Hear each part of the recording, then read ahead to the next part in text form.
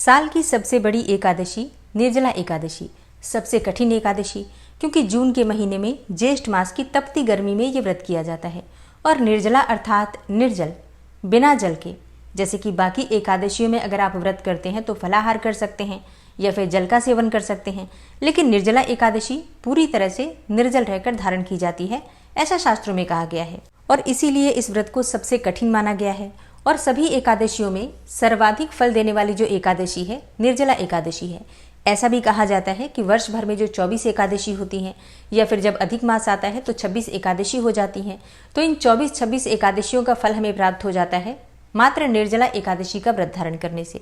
तो जो भक्त वर्ष भर की एकादशी नहीं कर पाते हैं किसी भी कारणवश, उन्हें भी निर्जला एकादशी का व्रत तो अवश्य ही करना चाहिए। इससे आपको वर्ष भर की एकादशी का फल प्राप्त हो जाता है।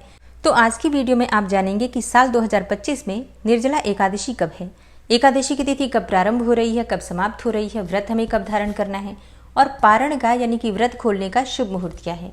आज के दिन किस प्रकार से भगवान श्री हरि विष्णु की पूजा आराधना करनी चाहिए, किन नियमों का पालन करना चाहिए और कौन सा उपाय करें जिससे कि इस व्रत का संपूर्ण फल हमें प्राप्त हो। और जिस भी कामना से व्रत धारण करते हैं या बिना व्रत किए भी पूजा आराधना मात्र भी कर रहे हैं, आपकी वो कामना पूर्ण हो, इसके लिए आज विशेष क्या करना चाहिए, ये संपूर्ण जानकारी आपको आज की वीडियो में शेयर करने वाली हूँ। तो बहुत महत्वपूर्ण है आज की वीडियो, पूरा ज़रूर देख लीजिए। अच्छी लगी वीडियो तो लाइक भी ज़रूर कीजिए, क्योंकि आपके लाइक्स, आपके कमेंट्स मेरे लिए बहुत महत्वपूर्ण होते हैं। यही एकमात्र जरिया है जिनसे मुझे पता चलता है कि आपको ये वीडियो अच्छी लगती है और आपके लिए ये वीडियो उपयोगी है। तो अगर वीडियो अच्छी लगे तो लाइक तो ज़रूर ही किया कीजिए। सबसे पहले जानते हैं कि निर्जला एकादशी साल 2025 में कब है।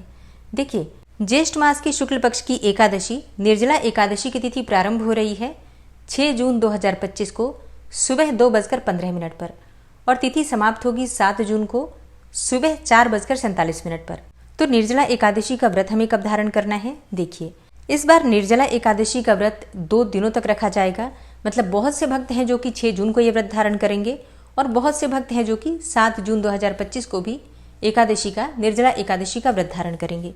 6 जून का जो व्रत है गृहस्थाश्रम अर्थात स्मार्त करेंगे और 7 जून 2025 को वैष्णव एकादशी है। ठीक है, तो दोनों एकादशी है। वैसे आप जिस भी समुदाय को मानते हैं, जिस भी संप्रदाय से, मठ से आप जुड़े हुए हैं, वहाँ पर जिस भी दिन एकादशी हो रही है आप उसके अनुसार कर सकते हैं। या फिर आप जिस भी गुरु को मानते हैं, मतलब जिस भी गुरु से आप जुड़े हैं, दीक्षित हैं, आप उनके अनुसार ये व्रत कर सकते हैं। ठीक है, अब बात करें पारण के शुभ मुहूर्त के बारे में। तो देखिए, अगर आप 6 जून 2025 को निर्जला एकादशी का व्रत धारण करते हैं तो व्रत का पारण आपको करना है 7 जून 2025 को दोपहर में 1:44 से 4:31 के बीच में। ठीक है, ऐसा क्यों?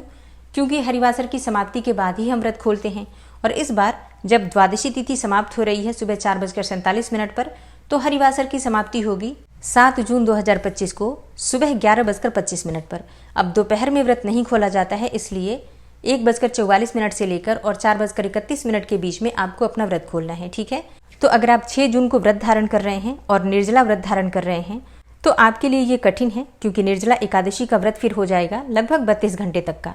तो ये कठिन होगा, क्योंकि 32 घंटे तक का निर्जला व्रत रखना आसान तो नहीं है, बहुत मुश्किल है, लेकिन फिर भी जब ठाकुर जी की कृपा होगी तो हो भी जाएगा। अब बात करें कि अगर आप 7 जून 2025 को एकादशी का व्रत धारण करते हैं तो आपको आपका व्रत खोलना है 8 जून 2025 को। 8 जून 2025 को सुबह 5:23 से सुबह 7:17 तक व्रत के पारण करने का शुभ मुहूर्त है। अब आपको ध्यान रखना है, सुबह 7:17 पर द्वादशी तिथि समाप्त हो जाएगी, तो इससे पहले आपका व्रत अवश्य खुल जाए, इस बात का आपको ध्यान रखना है। निर्जला एकादशी के व्रत में अगर आप जल का घड़ा भरकर किसी भी मंदिर में पुजारी को दान करते हैं तो इसका फल आपको बहुत अधिक प्राप्त होता है। तो जल का वितरण करना निर्जला एकादशी व्रत के दिन बहुत श्रेष्ठ है, क्योंकि निर्जल रहकर जल का दान करना ये अपने आप में एक बहुत ही श्रेष्ठ तपस्या है और इसका फल भी बहुत अधिक प्राप्त होता है। तो उम्मीद करती हूँ ये वीडियो आपके लिए उपयोगी होगी। आने वाली वीडियो में ऐसी बहुत सारी जानकारियाँ आपको प्राप्त हो जाएंगी। निर्जला एकादशी व्रत से संबंधित कोई भी आपका प्रश्न हो तो कमेंट बॉक्स में ज़रूर लिख दीजिए। मिलती हूँ मैं आपसे अगली वीडियो में, तब तक के लिए जय श्री राधे।